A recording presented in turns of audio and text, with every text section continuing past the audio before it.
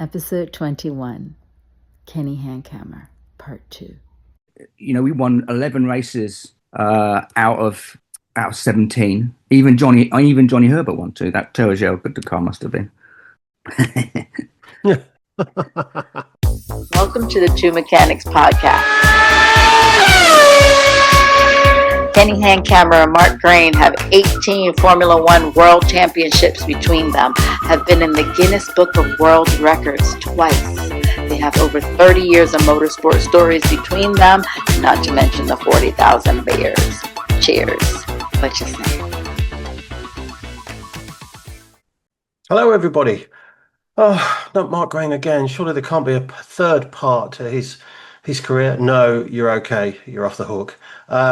But we don't have Kenny again this week due to his champagne jet set lifestyle, jetting all around the world and with his hectic schedule at the moment.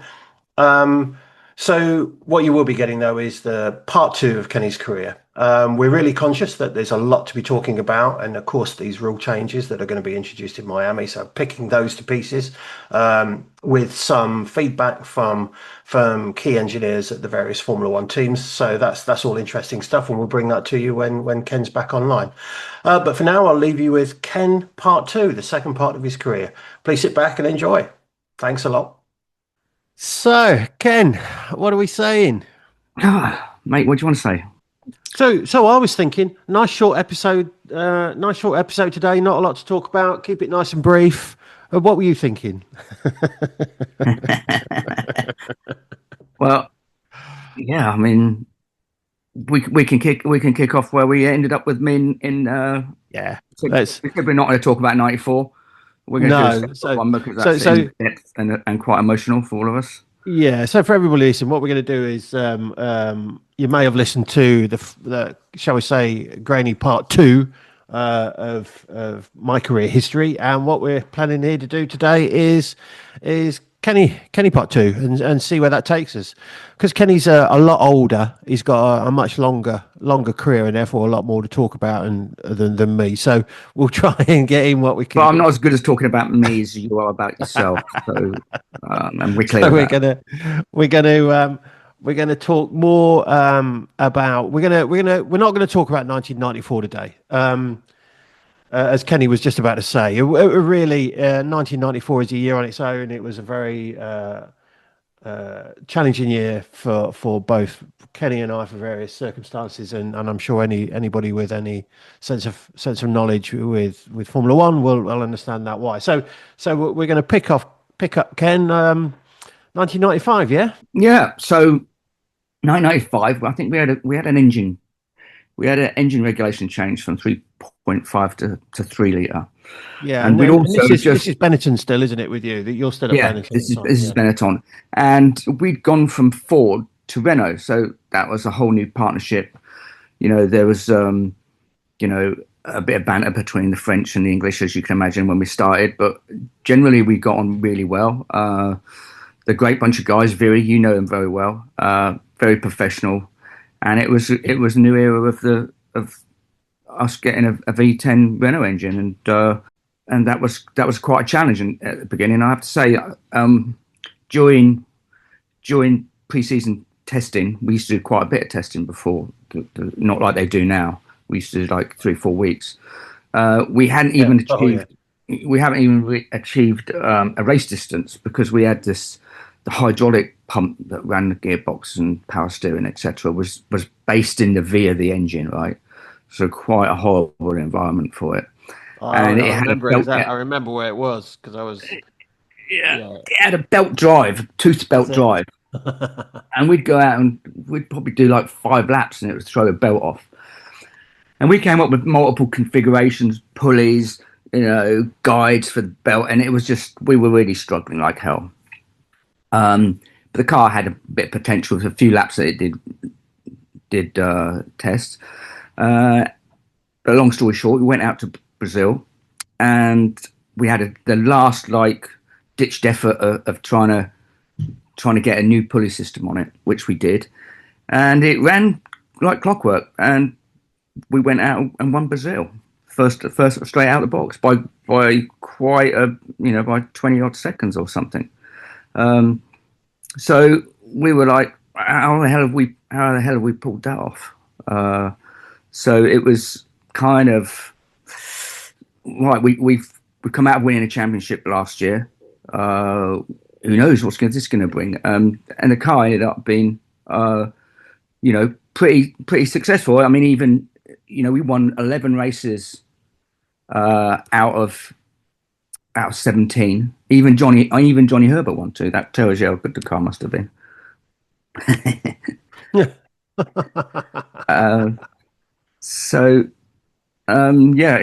It was a remarkable. And we finished. We won both championships that year.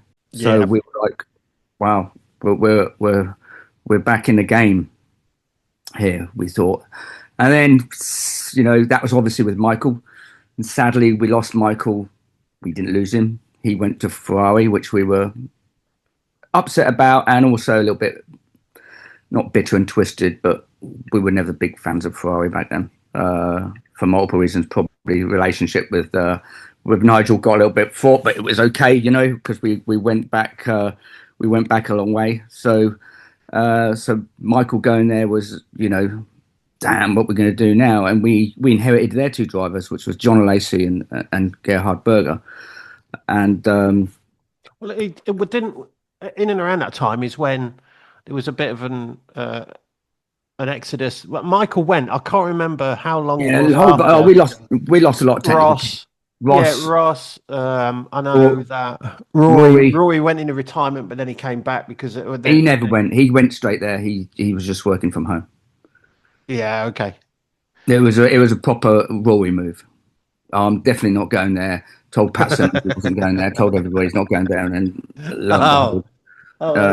yeah. I thought he'd gone to like Thailand or something, and then he. No, he did go to Thailand and he set up a scuba diving. Scuba diving. That was it. Yeah. Which he's still doing today. And I saw him last year actually at the Benetton reunion. Yeah. And we were staying in the same hotel, so that was fun. And I mean, 95 was a tough year, but also very successful. And we were like, how the hell did we pull this off last minute? We've not even been able to do hardly. Hardly turning any wheels in winter pre-season testing. Yeah. Can I just check? So was it at the end of that year that Nigel Stepney, the chief mechanic, did he leave at the end of that year, or was he around for a little while longer? Because he went to Ferrari. He went. No, Stepney went there beforehand. I think Stepney was there a few years before because we had. Oh Christ! Because Mick Cavishore was our chief mechanic. You're right. Another legend. Oh, Mick. Yeah. Hands bigger than a bunch of bananas, literally. He couldn't pick up washers, could he? We used to push his thumb into him to try and get him to stick through pressure.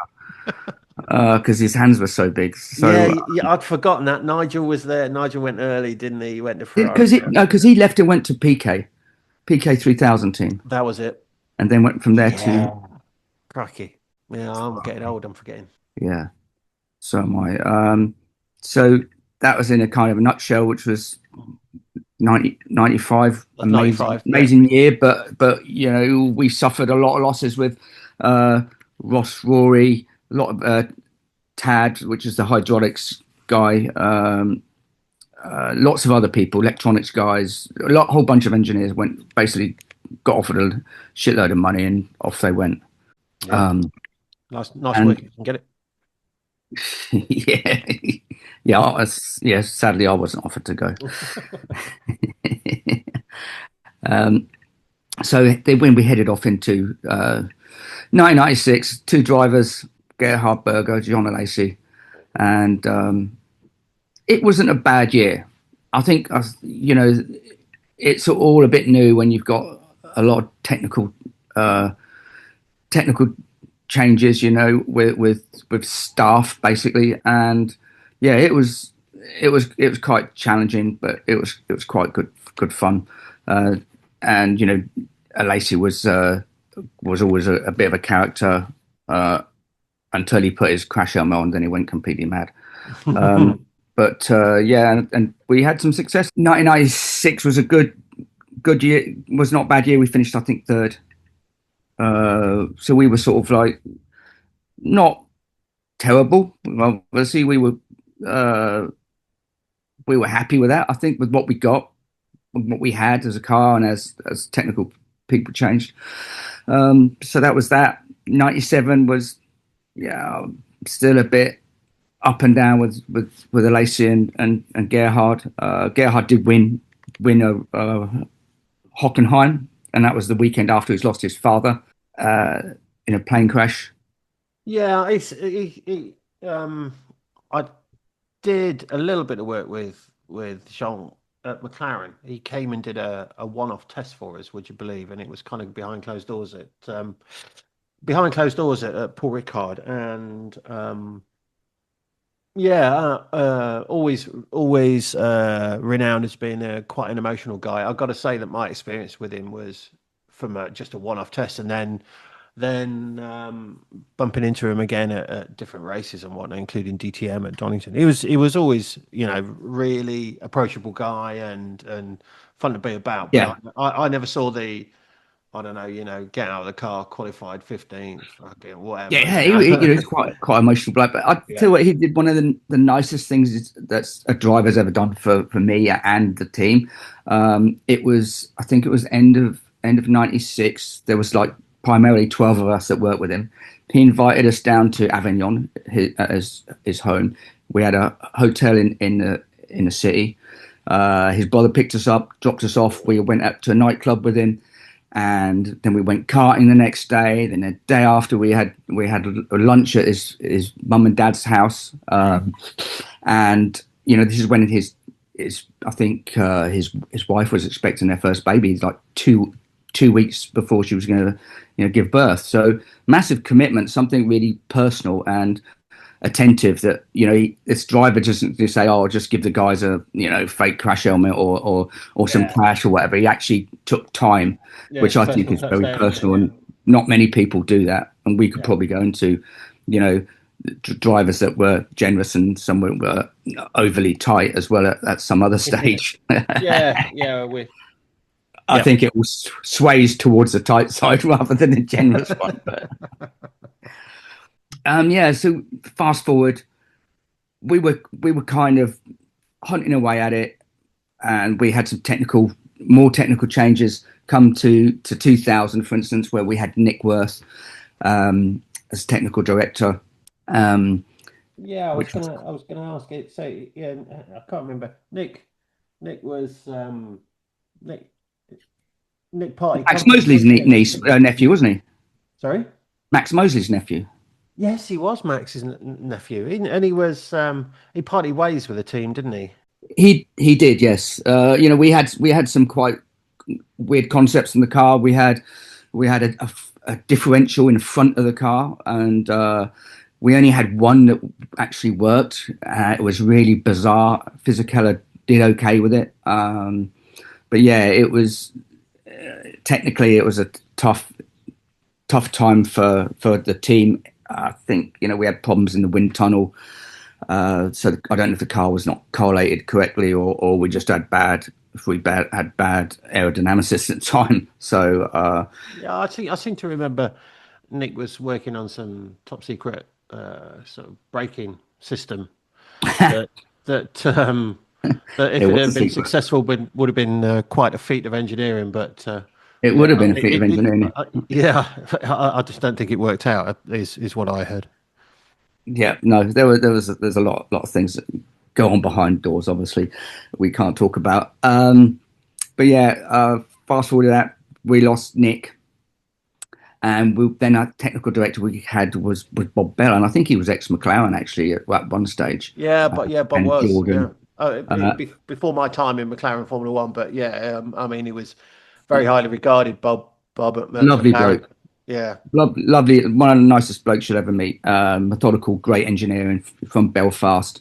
And after we sort of plummeted pretty low, we were like fifth. We were like finishing like fifth in the constructors when we had with Nick Worth. So we were like on a bit of a slump, and something needed a change, and then things picked up again. We the car started to get better. We had, a decent driver lineup. So who'd you got? We had, didn't we had Fisichella and And Jensen. Trulli. Oh No, that was no. Jensen had gone. That was 2000. I'm with you. Yeah. He'd gone. So I'm talking about Bob Bell. We were on a massive change. He was doing lots of stuff. Flav was still around at the time, and by early, we were getting basically built, re-kicking the program off again. So we were like on the upward spring, and then Flav brought in Fernando, and I ended up being number one on Fernando's car in 2002 or 3, and Fernando won his first race in Budapest. Yeah, I remember. Yeah, by like 30 seconds or something. It was like, wow, we got a very, very special guy here now. And I remember the time when he won, he was obviously extremely happy. I said, so look, I want the champagne bowl, and I want you to sign it and the date it and put first win on it. So I've still got that today. So it's quite nice. I did actually see him a couple of years ago in Mexico, and I said, I've still got that bottle if you want it, but I said it's going to be bloody expensive if you want it back. He was like, no, you're okay, you keep it. So I think he wasn't the youngest. Yeah, wasn't he the youngest driver at the time? Youngest race, youngest. Sorry, youngest winner. winner is what I meant by that. Yeah, and then he went on to later on to win. He was youngest F1 champion, but in that time, so I was his number one, and 2000, and I had a daughter come in at that time, and I'm racing it. I'm away, all the time. You know what it's like as a drain. It's like, what, I've been doing this for 13 years. At the time, there was an opportunity of setting up a car build shop, because we never had one. All mechanics used to build their own cars, as you know, and they're all bloody different. And then that's why we had reliability issues, because there was something as simple as a cable tie block in the wrong place, and it would rub on bodywork, or can't have it. Yeah. So I did that with a very good friend of ours, Darren Davis, aka Spike. I'm sure we'll have one at Sandstone. So we had the opportunity, and he was working on my car at the time, so we were racing together. And we had the opportunity to set up build shop, which was great, because we got so much support from John Mardell at Benetton. We had our own little secret room. We had a flatbed table on it. And it just changed everything from a reliability point of view. The mechanics didn't have to build anything, right? Didn't put their fuel system in. They didn't have to do anything. Every time we had a new chassis coming, we built all the new chassis at the beginning of the season for them, and we fed the new ones in. So the mechanics then all of a sudden were like, oh, don't have to do much here. And then if there was any modifications, we'd go out and modify the existing ones. It was brilliant. It was a really big step forward. And then that was probably that was 2004, 2005. Yeah. And I had my daughter, great. And then at the time there was talk of me becoming chief mechanic at Renault, because we were Renault by then. And I think John was going to be assistant team manager or something like that. So this is Jonathan Wheatley we're talking about, isn't it? Yep. Is now team principal at Audi. Well, yeah, exactly. And so I was like, no, I don't know. I'm should I stop? Should I retire? I've done it a long time. And at the same time, Mark Smith who I'd worked with at Renault Benetton. He started at Red Bull, and he said, we'd love you to come along and be chief mechanic at Red Bull. So I'm in this dilemma. I've got two chief mechanics jobs. One, we've just been very successful, won championships at Renault. Do I leave that and go to a team that have only finished higher than 7th, right? Red Bull had only just come in at the time. They'd been there like a year. And by this time I can see that, from my memory, the Renault team that you were at is now finishing right up there in the constructors again, and yeah, they were. Team. we won, constructors and drivers, So it was a, you know, and I don't know why I just had this thing. I thought, you know what? I had a conversation with Christian. We met in Christian Horner. We met in the Green Man at Silverstone, which is obviously the normal place you do Formula One business. And Yeah. as pubs stuffed out the way in the country. So, and we agreed there and then. I said, okay, well, I'm going to do it. I want to go to, and it was bizarre because I went back and actually I handed my notice in the same day as Fernando said that he was leaving. So that was quite funny because Bob Bell said, I know, Fernando's going. He said, but Kenny's going. What are we going to do now? That was a lovely compliment.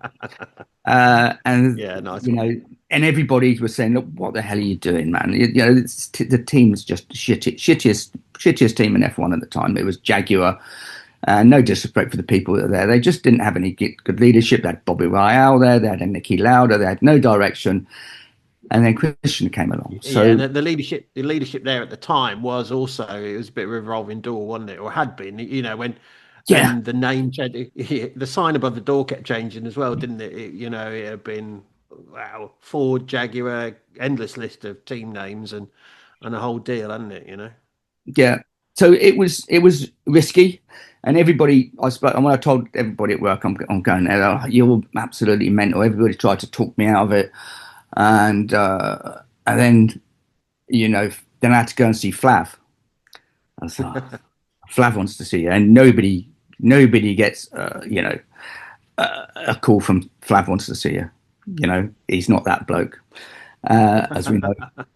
So I'll go upstairs, and Flav's got a very luxurious office, right? And it's like super secure and the whole thing. Like you don't just walk past and see Flav sat in there. It's all wood paneling and gold and glitz and stuff, right?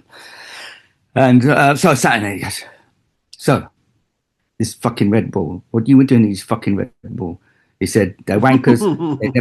They never finished higher than seventh. He said, we want you to be chief mechanic here. He said, this is fucking shit. You know what Flav's like? Fuck. I said, Flav, you know what? I just want to do it to see if I can be a small part of helping it and making a difference at a team. I've been here, 17 years by then, between Red Bull and Red Bull, Renault and Benetton. I was like, I could do it for years, shit and bus. So I was thinking about stopping anyway. And and then that'll probably be another part that we can go into later on about the. I think so. I think that a whole like we're saying right at the beginning, because you're just so much older than me, and you've had such a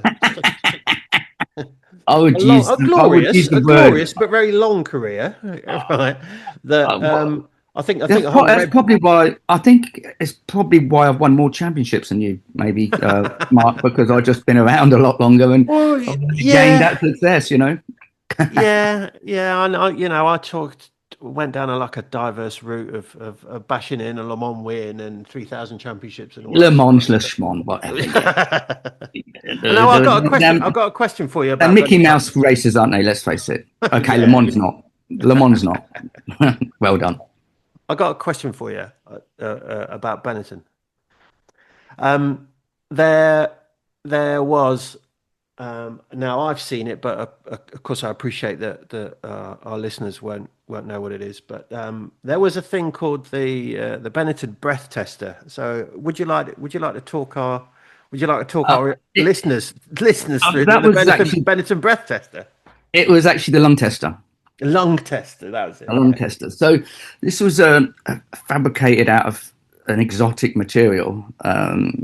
It was a little jar, and it had a spout on it, and you'd blow into it, and what you'd have to do is spin a wheel on top of it. It was like a windmill, wasn't it? Little fan, little windmill, right? Yeah. And then someone would time how long you could keep that going for.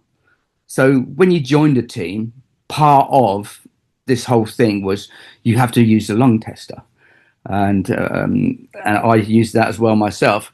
And but basically what you did is you had like black soot in it, right? And you had a corridor underneath. So you'd blow it and say, here you go, I've blown it, this is how much time I've done. And as you've handed it over, there's this little switch on the bottom which slipped it over to another cabinet which just had like black soot in it. So as soon as you started blowing it, it just if you blew the fan, and when the fan just blew black, jet black, I can't even remember, some sort of soot over it, and it was. I think it was like powder impossible. paint, wasn't it? It was black powder paint. Yeah, it was so hard to wash off because as soon as you put water on it, it got worse. Yeah, I ended up coming out darker than Michael Jackson. So, and in your opinion, who was the, I don't know what term to use, the best victim of it? Who was the one who was like, you know, the best got you? Who was the one? I mean, I was a pretty good one.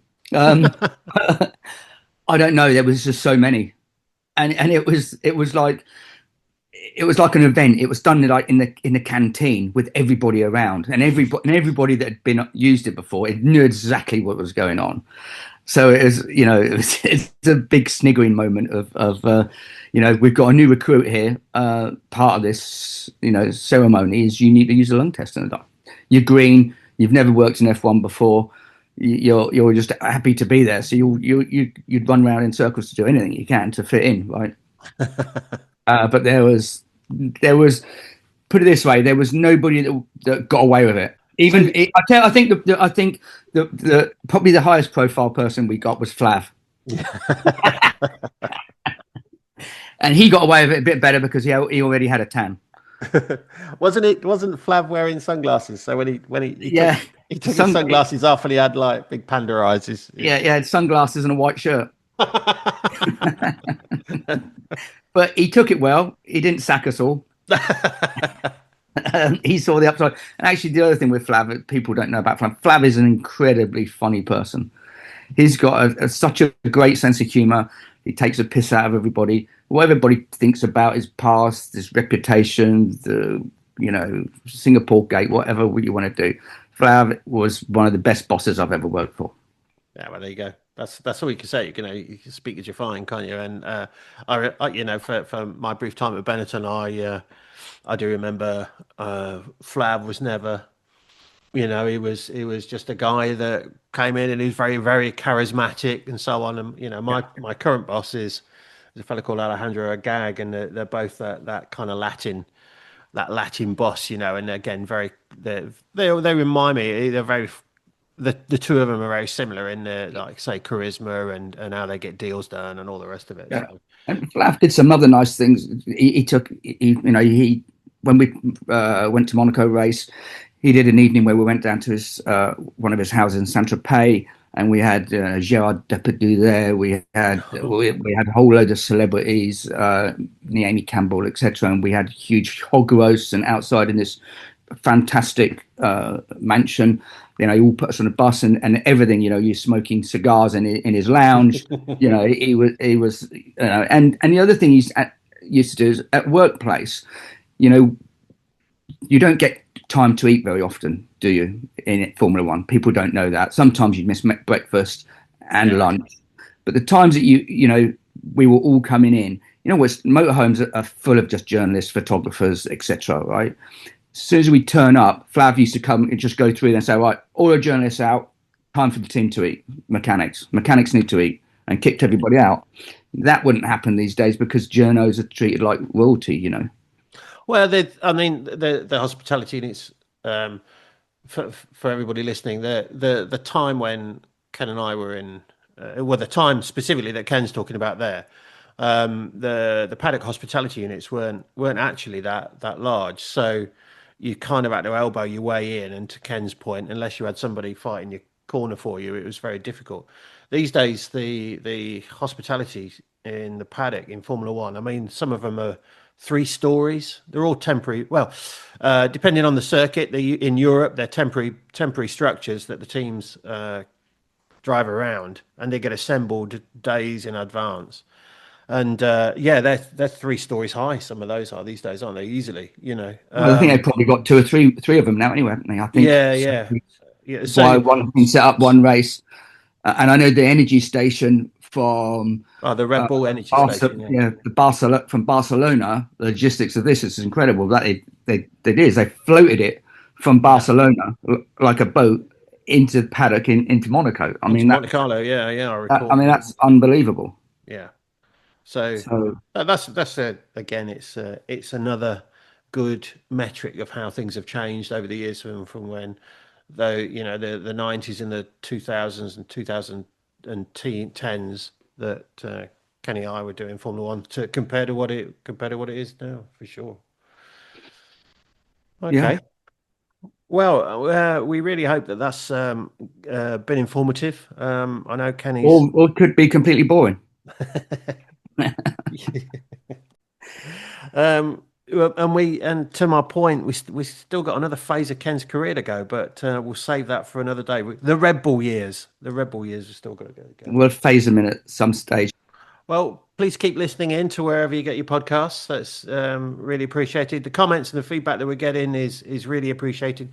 Keep that coming, and you can do that either, again, on any of the platforms where you're getting your podcast, or of course via our Instagram account, the Two Mechanics Podcast. So thank you everybody for listening, and thanks, Ken. All joking aside, really interesting, mate.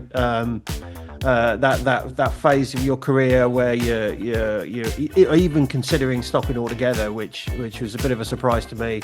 I didn't realise that you thought about knocking it on the head, but it stuck with it, and round two, yeah, exactly, and we'll come on to that later. Okay. All right. Well, thank you very much, and speak to you all again soon. Cheers. Thank you. Bye.